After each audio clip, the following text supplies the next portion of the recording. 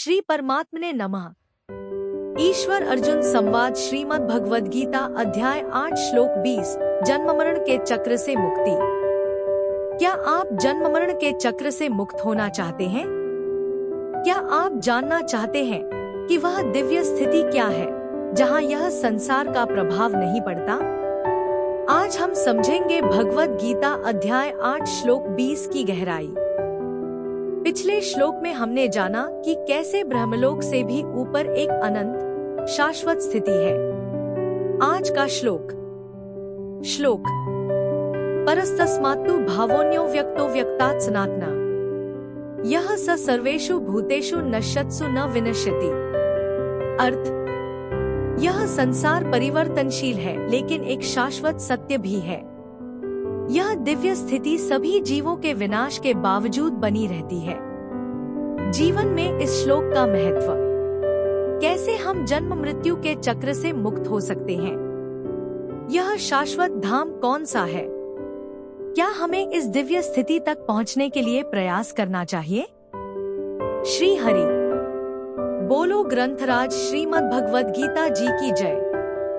गीता सुगीता कर्तव्या किमन्यः शास्त्र विस्तरः या स्वयं पद्मनाभस्य मुख पद्माद्विनीयः सृता।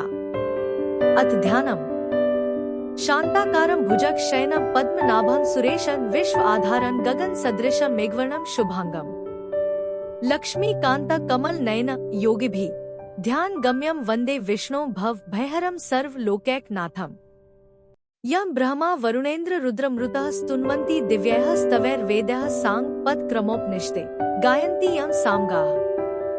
ध्यान अवस्थित तद्गतेन मनसा पश्यन्ति यं योगिनो यस्यान्तं न विदुः सुर असुरगणा देवाय तस्मै नमः। वसुदेव सुतं देव कंस चाणूरमर्दनम् देवकी परमानंदम कृष्ण वंदे जगद्गुरु।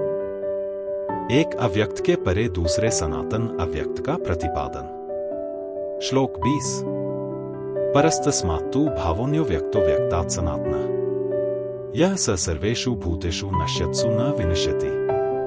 उच्चारण की विधि परः तस्मात् तु भावः अन्य अव्यक्त अव्यक्तात् सनातनः यह स सर्वेषु भूतेषु नश्यत्सु न विनश्यति। 20 शब्दार्थ तु अर्थात परंतु, तस्मात् अर्थात उस, अव्यक्तात् अर्थात अव्यक्त से, भी अति, परः अर्थात परे, अन्य अर्थात दूसरा अर्थात विलक्षण, यह अर्थात जो, सनातन अर्थात सनातन, अव्यक्त अर्थात अव्यक्त, भावः अर्थात भाव है, सह अर्थात वह परम दिव्य पुरुष, सर्वेषु अर्थात सब, भूतेषु अर्थात भूतों के, नश्यत्सु अर्थात नष्ट होने पर, भी, न विनश्यति अर्थात नष्ट नहीं होता।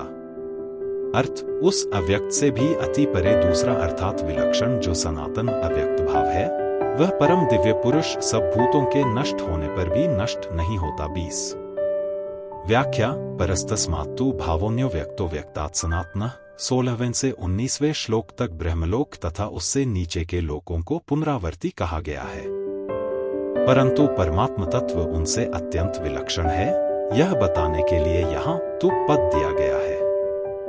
यहाँ अव्यक्तात् पद ब्रह्मा जी के सूक्ष्म शरीर का ही वाचक है, कारण कि इससे पहले 18वें 19वें श्लोकों में सर्ग के आदि में ब्रह्मा जी के सूक्ष्म शरीर से प्राणियों के पैदा होने की और प्रलय में ब्रह्मा जी के सूक्ष्म शरीर में प्राणियों के लीन होने की बात कही गई है। इस श्लोक में आया तस्मात् पद भी ब्रह्मा जी के उस सूक्ष्म शरीर का द्योतन करता है। ऐसा होने पर भी यहाँ ब्रह्मा जी के सूक्ष्म शरीर, समष्टि मन, बुद्धि और अहंकार से भी पर अर्थात अत्यंत विलक्षण जो भावरूप अव्यक्त कहा गया है, वह ब्रह्मा जी के सूक्ष्म शरीर के साथ साथ ब्रह्मा जी के कारण शरीर, मूल प्रकृति से भी अत्यंत विलक्षण है। ब्रह्मा जी के सूक्ष्म शरीर से पर दो तत्व हैं, मूल प्रकृति और परमात्मा। यहाँ प्रसंग मूल प्रकृति का नहीं है, प्रत्युत परमात्मा का है। अतः इस श्लोक में परमात्मा को ही पर और श्रेष्ठ कहा गया है, जो संपूर्ण प्राणियों के नष्ट होने पर भी नष्ट नहीं होता। आगे के श्लोक में भी अव्यक्तोक्षर आदि पदों से उस परमात्मा का ही वर्णन आया है। गीता में प्राणियों के अप्रकट होने को अव्यक्त कहा गया है। अव्यक्तादीनि भूतानि 2। 28 ब्रह्मा जी के सूक्ष्म शरीर को भी अव्यक्त कहा गया है। 8 18 प्रकृति को भी अव्यक्त कहा गया है, अव्यक्तमेव च। 13 5 आदि उन सबसे परमात्मा का स्वरूप विलक्षण श्रेष्ठ है, चाहे वह स्वरूप व्यक्त हो चाहे अव्यक्त हो। वह भावरूप है, अर्थात किसी भी काल में उसका अभाव हुआ नहीं, होगा नहीं और हो सकता भी नहीं। कारण कि वह सनातन है, अर्थात वह सदा से है और सदा ही रहेगा, इसलिए वह पर अर्थात सर्वश्रेष्ठ है।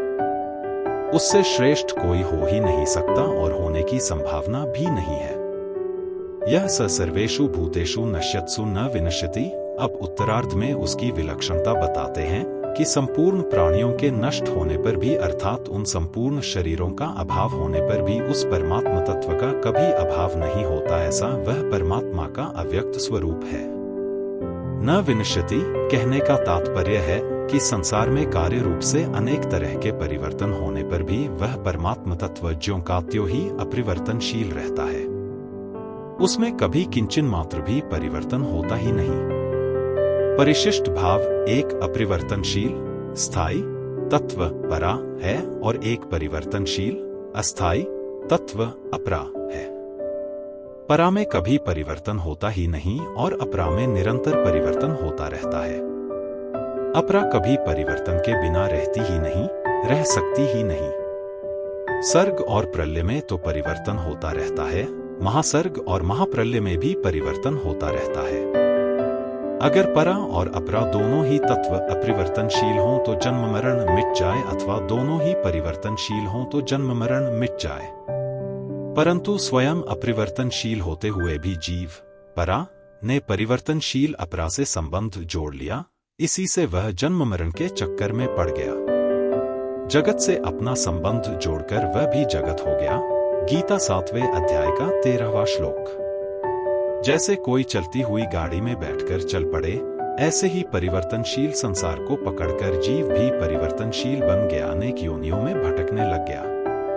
परमात्मा को पर अर्थात अत्यंत श्रेष्ठ कहने का तात्पर्य है कि ब्रह्मा जी के सूक्ष्म शरीर से भी श्रेष्ठ मूल प्रकृति कारण शरीर है और मूल प्रकृति से भी श्रेष्ठ परमात्मा है।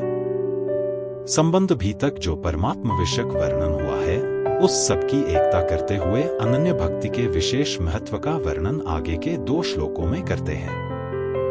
कल के श्लोक में जानेंगे कि भगवान श्री कृष्ण अपने सर्वोच्च धाम का क्या वर्णन कर रहे हैं।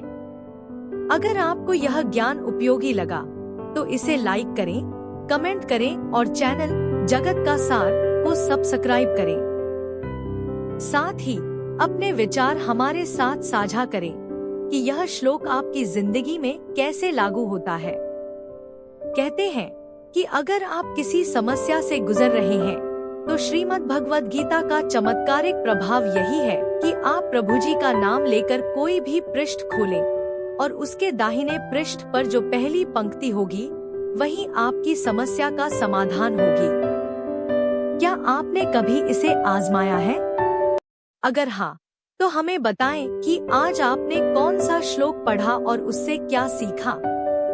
कमेंट करें और अपने अनुभव हमारे साथ साझा करें। हो सकता है कि आपका अनुभव किसी और के लिए भी मार्गदर्शन बन जाए।